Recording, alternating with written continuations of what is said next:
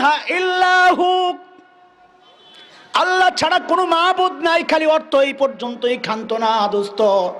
আল্লাহ ছাড়া খালি মাহবুদ নাই তা না, আল্লাহ ছাড়া কোনো শাসক নাই, আল্লাহ ছাড়া কোনো আল্লাহ ছাড়া কোনো বিচারক নাই, আল্লাহ ছাড়া কোনো আইনদাতা নাই, আল্লাহ ছাড়া কোনো শারের শরীয়ত প্রণেতা নাই। রসুলকে আল্লাহ শারেয়া বানাইছেন, আর কোনো শারেয়া নাই। আল্লাহর হুকুম মানতে হবে, একমাত্র হুকুম চলবে কার? ইনিল হুকমু ইল্লা লিল্লাহ।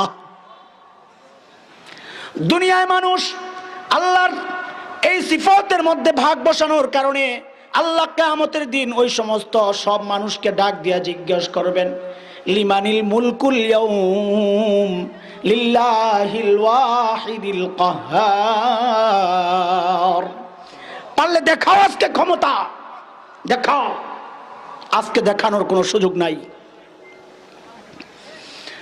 তাওহীদে বিশ্বাসী প্রত্যেকটা মানুষ এই আকীদা পোষণ করতে হবে ইনশাআল্লাহ। এর জন্য যদি জীবন দিতে হয়, আম্বিয়া আলাইহিস সালাতু ওয়াস সালাম জীবন দিয়েছেন, আমরাও প্রস্তুত। এর জন্য যদি জীবন দিতে হয়, সাহাবায়ে কেরাম দিয়েছেন, আমরাও প্রস্তুত। কথা বলেন ঠিক কিনা? এর জন্য যদি জীবন দিতে হয়, আমরা প্রস্তুত। মুসলমানদের এই বিপদ দেখা মনে কইরো না আল্লাহ মুসলমানদের উপর নারাজ হয়ে গেছেন। না না না, এর দোস্ত ঘটনা এটা না। উহুদের যুদ্ধে আল্লাহর হাবিব মুহাম্মদুর রাসূলুল্লাহ সাল্লাল্লাহু আলাইহি ওয়াসাল্লাম শহীদদের লাশগুলো একটা একটা করে না দাফন করতেছেন। আহারে, হযরতে হামজার লাশটা যখন আসছে, আল্লাহর রাসূল আর সহ্য করতে পারতেছেন না। কারণ হামজাকে আল্লাহর রাসূল বড় মহব্বত করতেন। ছোটবেলার সাথী, চাচা, আপন চাচা, দাদি দুইজন, দাদা একজন। আব্দুল মুত্তালিবের দুই বিবি, এক বিবির মধ্যে আব্দুল্লাহ হয়েছে, আর এক বিবির ঘরে হামজা।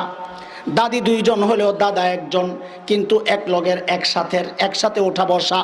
হযরত হামজা বড় মুহাব্বত করতেন। আবু জাহেল একদিন রাসূল করিম সাল্লাল্লাহু আলাইহি ওয়াসাল্লামের গলার মধ্যে যখন রুমাল পেঁচায়া, চাদর পেঁচায়া একদম ফাঁসি দিয়ে এমন অবস্থা করছে, আল্লাহ রসুলের চোখগুলো বাইর হয়ে যাচ্ছে। আল্লাহ রসুল পড়ে গেছেন, বিছানায় শুয়ে আছেন ঘরে। হযরতে হামজা রাদিয়াল্লাহু তাআলা আনহা এই খবর শুই না, তীর ধনুক ছিল হাতের মধ্যে, তীর ধনুক নিয়ে দৌড়ে গেছেন আবু জাহেলের কাছে। যায়া আবু জাহেলকে এমন এক আঘাত করছে, মাথা ফিনকি দিয়া রক্ত বের হয়ে গেছে। বলে, আবু জাহেল রে, আমার ভাতিজা এত ভালো মানুষ, তাকে তুই কেন মারলি রে আবু জাহেল? হযরত হামজা বরদাস্ত করতে পারেন নাই, দৌড়াইয়া ভাতিজার কাছে গেছেন। যায়া বলে, ভাতিজারে, হামজারে আমি মাইরা আসছি, তুমি খুশি কিনা বলো। আল্লাহু আকবার। হযরত রাসূল রহমতের নবী মুহাম্মদুর রাসূলুল্লাহ সাল্লাল্লাহু আলাইহি ওয়াসাল্লাম বলেন, চাচা যান, আমি হামজা আবু জাহেলকে মারছেন, এই জন্য আমি খুশি না। আমি খুশি হব চাচা আপনি যদি কালিমাটা পড়ে ফেলেন। হযরত হামজা রাদিয়াল্লাহু তাআলা আনহু চিন্তা করলেন, এর চেয়ে ভালো মানুষ আর জগতে হতে পারে না। সবাই তো চায় শত্রু হামলার মুখোমুখি হইলে, শত্রু বিপদে পড়লে সবাই তো খুশি হয়, কিন্তু আমার ভাতিজা খুশি হয় না, আমার ঈমান পাইলে খুশি। সাথে সাথে হামজা বলেন, যাও ভাতিজা তুমি সাক্ষী থাকো, আমি শাহাদাত পড়লাম, কালিমায়ে শাহাদাত, আশহাদু আল্লা ইলাহা ইল্লাল্লাহু ওয়াহদাহু লা শারীকা লাহু ওয়া আশহাদু আন্না মুহাম্মাদান আবদুহু ওয়া রাসূলুহু। সেই হামজার লাশ আজকে টুকরা টুকরা হওয়া। আরে ওয়াহশী ইবনে হারব, ওই যে আবু সুফিয়ানের বিবি, দুইজনই তো পরে মুসলমান হয়ে গেছেন, ওয়াহশীও মুসলমান হয়ে গেছেন। আল্লাহর রহমত, এটা টুকরা টুকরা করেছে হামজার লাশকে, কান আলগা করেছে, নাক টুকরা করেছে, চোখ উপড়ে ফেলেছে, জিহ্বা খুলে ফেলেছে, কলিজা টুকরা টুকরা করা। আল্লাহর হাবিব রহমতের নবী বিশ্ব নবী মুহাম্মদুর রাসূলুল্লাহ সাল্লাল্লাহু আলাইহি ওয়াসাল্লাম হামজার লাশটা বুকে নিয়ে কাঁদতেছেন। যেই নবী নিজে রক্তাক্ত হয়েছেন, বদদুয়া দেন নাই। উহুদের মাঠে সাহাবায়ে কেরাম যখন মানব ঢাল তৈরি করেছেন, কাফেররা তীর ধনুক মারতেছে, কেউ বুক পাইতা দিচ্ছেন, কেউ হাত দিয়ে ঠেকাইতেছেন। এক কাফের চিন্তা করলেন, এইভাবে রসুলকে মারা যাবে না, হঠাৎ একটা পাথর নিয়ে রাসূলের মুখের মধ্যে মারলেন। আল্লাহর রাসূল পিছনের দিকে পয়রা পাথরের একটা টুকরা পিছনে আঘাত খায়া আল্লাহর হাবিব সাথে সাথে বেহুশ হয়ে গেলেন। ইবলিস ছড়াইয়া দিল, রাসূল মারা গেছে। আল্লাহর রাসূল যখন হুঁশ ফিরলো, সাহাবায়ে কেরাম আসলেন, ইয়া রাসূলুল্লাহ এখন তো একটু তাদের জন্য বদদুয়া করেন ইয়া রাসূলুল্লাহ। রহমতের নবী বদদুয়া করার জন্য হাত উঠাইছেন, সাহাবায়ে কেরাম মনে করেছেন এইবার শেষ। আল্লাহর হাবিব হাত উঠাইয়া বলতেছেন, ওগো মাবুদ এরা আমার কওম বুঝে না, মাফ করে দাও। আল্লাহু আকবার। তায়েফের মাঠে রক্তাক্ত নবী, রক্তগুলা পড়তে পড়তে জুতা আর পা আটকে গেছে। পাহাড়ের পাদদেশে বেহুশ হয়ে পড়ে আছেন আল্লাহর হাবিব। হুশ ফিরার পর দেখেন জিবরাইল আমিন দাঁড়ানো, সালাম দিয়ে বলতেছেন, ইয়া রাসূলুল্লাহ মালাকুল জিবাল রেডি, পাহাড়ের ফেরেশতা রেডি, আপনি শুধু হুকুম করেন দুই পাশ থেকে পাহাড় এসে শেষ করে দেবে ইয়া রাসূলুল্লাহ। আল্লাহর রাসূল হাত উঠায়া বললেন, আল্লাহ আপনি বুঝি রাগ হয়ে গেছেন? এদেরকে ধ্বংস করলে আমি দাওয়াত কাদেরকে দিব মাবুদ? আল্লাহুম্মা হাদি কওমি ফাইন্নাহুম লা ইয়ালামুন। আল্লাহ এরা আমার কওম বুঝে না, আপনি হেদায়েত দিয়ে দেন মাবুদ। সেই রহমতের নবী হামজার লাশ বুকে নিয়ে আর বরদাস্ত করতে পারতেছেন না।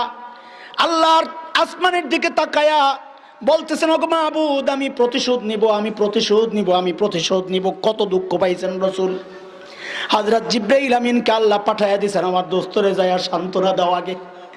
হযরত জিবরাইল আমিন এসে বলতেছেন, ইয়া রাসূলুল্লাহ আল্লাহ জানাইছেন আপনি হামজাকে যত মোহাব্বত করেন আল্লাহ হামজাকে তার চেয়ে অনেক বেশি মোহাব্বত করে। সুবহানাল্লাহ। আল্লাহ মোহাব্বত করেন বলেই আল্লাহ হামজার কোরবানি চেয়েছেন, কোরবানি কবুল করেছেন। ওরে দোস্ত ওই কথাটাই বলতে চাচ্ছি। আজকে আমাদের লাঞ্ছনা গঞ্চনা, মুসলমান নিপীড়িত নির্যাতিত দেখা ভাইব না আমার রব আমার থেকে চেহারা ফিরে আনিছেন না। আল্লাহ যাকে মোহাব্বত করেন তার রক্তকে কবুল করেন। কথা বলেন ঠিক কিনা? আরো মায়ের খাওয়া দরকার। ইমান যত মজবুত হবে মুসিবত তত বেশি আসবে। রব জানাইছেন, আম হাসিবতুম আন তাদখুলুল জান্নাহ ওয়ালাম্মা ইয়াতিকুম মাসালুল লাযীনা খালাউ মিন ক্বাবলিকুম মাসাতহুমুল বা'সাউ ওয়াদ-দাররা وزلزلوا حتى يقول الرسول والذين آمنوا معه متى نصر الله ألا إن نصر الله قريب। হযরত খাব্বাব রাদিয়াল্লাহু তাআলা আনহু মাইর খাইতে খাইতে আর সহ্য হয় না। হযরত ওমর বলেন, খাব্বাব তোমার পিঠের মধ্যে এরকম গর্ত গর্ত কেন? হযরত খাব্বাব বলেন, ওমর মক্কার কাফিররা আমাকে মারতে মারতে যখন হাঁপায়া যাইতো ওই রকম লোহা গরম করে করে আমার কোমরের মধ্যে ঢুকায়া দিত। ওই খাব্বাব যায় আর রাসূলকে বলতেছেন, ওগো রাসূল আর তো সহ্য হয় না, একটু দোয়া করেন, একটু দোয়া করেন, দোয়া করেন। হযরত রাসূল জানায়া দিলেন, রে খাব্বাব অচিরেই আল্লাহর নুসরত চলে আসবে। সানা থেকে হাজরামাউত পর্যন্ত ব্যবসায়ীরা ব্যবসা করবে, কেউ তাদের দিকে তাকাবে না। সুন্দরী যুবতী নারী আসা যাওয়া করবে, কেউ তাকাবে না ইনশাআল্লাহ। খুব শিগগির আসবে, এত তাড়াহুড়া কইরো না। আগের জমানার উম্মত দেখো না, মানুষগুলোর রাইখা রাইখা টুকরা করা হয়েছে, দুই টুকরা করা হয়েছে। ওরে দোস্ত আল্লাহ জানায়া দিছেন এই কথা, ইমান আনবা আর আগের দিনের মানুষের মতো কষ্ট ভোগ করবা না, হইতে পারে না। এই জন্য বলি দেওবন্দের মানুষরা যখন কাসেম নানুতুবির পাশে একটা কবর খালি করেছেন, ওই কবরে একটা ছোট্ট বাচ্চাকে কবর দিবে সিদ্ধান্ত হয়েছে। এক হাফেজ ইন্তেকাল করেছে। মুরব্বীরা বলল না, কাসেম নানুতুবির পাশে ওই পিচ্চি হাফেজ না, এই জায়গায় শাইখুল হিন্দের কবর হওয়া উচিত। সিদ্ধান্ত হইল হ্যাঁ কাসেম নানুতুবির পাশে শাইখুল হিন্দ ঘুমাবেন। এই খবর সুসংবাদ শাইখুল হিন্দের কাছে যখন বলা হলো, হযরত আমরা সিদ্ধান্ত নিয়েছি আপনার কবর কাসেম নানতুবির পাশে হবে। এই কথা শোনার সাথে সাথে শাইখুল হিন্দ মাহমুদ হাসান দেওবন্দি রহমাতুল্লাহি আলাইহি শিশুর মতো হাউমাউ করে কান্না শুরু করেছেন। লোকজন জিজ্ঞেস করেন, হযরত আপনি কি খুশি না এতে হুজ্জাতুল ইসলাম কাসেম নানতুবির পাশে ঘুমাবেন, আপনি কি খুশি না? শাইখুল হিন্দ বলেন, কেন খুশি হব না, এটা আমার জন্য চরম সৌভাগ্য। কিন্তু আমি তো আমার রবের কাছে সব সময় দোয়া করি, ওগো মাবুদ আমার মৃত্যু যেন এই অবস্থায় হয়, আপনার দুশমনদের মোকাবেলা অবস্থায় আমার শরীরটা টুকরা টুকরা হইয়া গোটা ময়দানে আমার লাশ ছড়াইয়া থাকবে, ছিটাইয়া থাকবে, কবর দেওয়ার জন্য লাশ খুঁজে পাওয়া যাবে না। কেন এটা? আরে দোস্ত, এটার কারণ হচ্ছে শরীরের মধ্যে রক্ত, প্রবাহিত রক্ত যদি একটু বের হয় গড়াইয়া পড়লে এটাই তো ওযু ভাঙ্গা যায়, কারণ এটা নাপাক। কিন্তু একটা রক্ত এত দামি, বালতি বালতি পড়লেও নাপাক হয় না, এটা শাহাদাতের রক্ত। সুবহানাল্লাহ। হাসরের মাঠে ওই রক্ত থেকে মেশক আম্বরের ঘ্রাণ বের হবে। আল্লাহু আকবার। শাইখুল হিন্দ মাহমুদ হাসান দেওবন্দি বলেন, আমি তো আল্লাহর কাছে ওই দোয়া করি, মাবুদ আমার মৃত্যু যেন ওই অবস্থায় হয়, আপনার শত্রুর মোকাবেলা অবস্থায় আমার মৃত্যু হয়, শরীরটা টুকরা টুকরা হইয়া গোটা ময়দানে ছড়ায়া ছিটায়া থাকবে। ইসরাফিল যখন সিংহায় ফুঁক দিবেন, সব কবর থেকে লাশগুলো আস্তা আস্তা উঠবে, আস্তা আস্তা উঠবে। কিন্তু আমি মাহমুদ হাসানের লাশ আস্তা উঠবে না, গোটা ময়দান থেকে গোশতের টুকরাগুলো আগাইতে থাকবে, টপ টপ করে রক্তগুলা ঝরবে, সেই রক্ত থেকে মেশক আম্বরের ঘ্রাণ বের হবে। আমার রব আরশে আজিম থেকে ওই দৃশ্য দেখবেন। আমি তো ওই দোয়া করি আল্লাহর কাছে, আর তোমরা আমারে কাসেম নানতুবির পাশে শোয়াইতে চাও। আরে সেই শাইখুল হিন্দের সন্তানরা এখনো জীবিত আছে। ও কুলাঙ্গাররা, সাবধান হয়ে যাও। এই দেশ থেকে ইসলাম নিশ্চিহ্ন করার চক্রান্ত করলে কাজ হবে না, জেনে রাখো। শাইখুল হিন্দের সন্তানরা যতদিন এই দেশে বেঁচে আছে, ইসলাম নিশ্চিহ্ন করা থাক দূরের কথা, ইসলামের ধারক বাহক উলামায়ে কেরামকে নিশ্চিহ্ন করবা থাক দূরের কথা।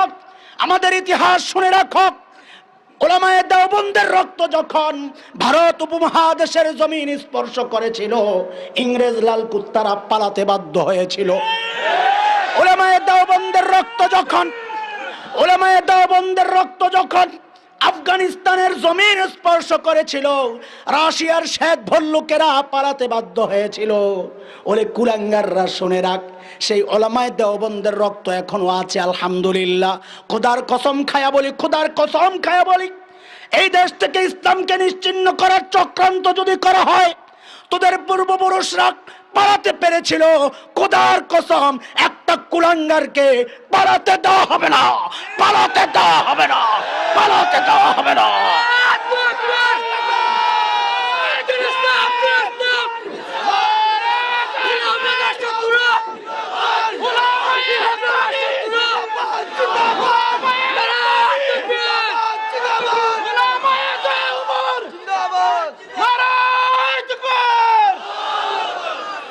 আল্লাহু লা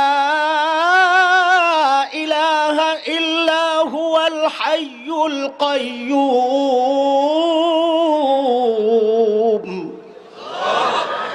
আল্লাহ ছাড়া কোনো মাবুদ নাই, কোনো ইলাহ নাই, কোনো শাসনকর্তা নাই, কোনো আইন প্রণেতা নাই। কথা কোন ঠিক কিনা? এই বক্তব্য প্রমাণ করার জন্য কে কে আল্লাহর রাস্তায় জীবন দিতে প্রস্তুত? আল্লাহু আকবার।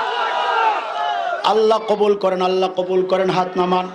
আল্লাহ আপনি হাতগুলো দেখে রাখেন, সাক্ষী। আল্লাহু আকবার, মারহাবা। আল্লাহ ছাড়া কোনো বিধানদাতা নাই, কেন এটা? আল্লাহ ছাড়া কোনো মাবুদ নাই, কেন এটা? আল্লাহ একটা একটা কইরা 12টা দলিল দিছেন সামনে। 1 নম্বর দলিল, আল হাই। দুনিয়ায় এমন আরেকজন মাখলুক দেখাও, এমন আরেকটা জিনিস বস্তু দেখাও যে কোনোদিন মরে না, দেখাও। আল্লাহ জানায়া দিছেন, কুল্লু নাফসিন যায়িকাতুল মাউত। প্রত্যেকের মরতে হবে, কথা কোন ঠিক কিনা? যে মইরা যায় সে আবার মাবুদ হয় কেমনে? 1 নাম্বার দলিল। 2 নাম্বার দলিল, আল কাইয়ুম,